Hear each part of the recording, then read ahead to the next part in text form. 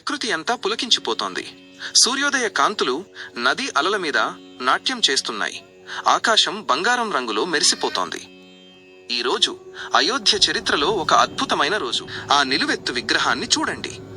అతని ధర్మానికి మారుపేరు, సకల గుణాల ఆభరణం శ్రీరామచంద్రుడు. ఆ నీలమేఘ శ్యాముని ముఖంలో ఉన్న ప్రశాంతత, ఆ కళ్లలోని కరుణ లోకాలన్నిటికీ ఆనందాన్నిస్తున్నాయి. చేతిలో కోదండం పట్టుకుని సత్యమే జయమని చాటుతున్నాడు. ఇక్కడ భక్తికి నిలువెత్తు నిదర్శనం స్వామి పాదాల చెంత కూర్చున్న ఆంజనేయుడు. రామునిపై ఉన్న అచంచలమైన ప్రేమ ఆ కళ్లలో స్పష్టంగా కనిపిస్తోంది. రామదాసుగా మారిన ఆ వాయుపుత్రుని భక్తి ఎంతటి పాషాణాన్నైనా కరిగిస్తుంది. ఆ పక్కనే రామచంద్రుని ప్రాణం, ప్రేమ స్వరూపిణి సీతాదేవి. ఆ పవిత్రమైన ముఖంలో రాముని విజయం చూసిన ఆనందం ఉంది. ఇక వెనుకే నీడలాంటి తమ్ముడు లక్ష్మణుడు.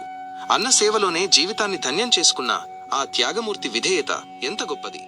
ప్రకృతి పులకించగా సీతారామ లక్ష్మణులు మరియు భక్త హనుమాన్ సమేతంగా జరుగుతున్న ఈ పట్టాభిషేకం కేవలం ఒక దృశ్యం కాదు, ఒక అద్భుతమైన అనుభూతి.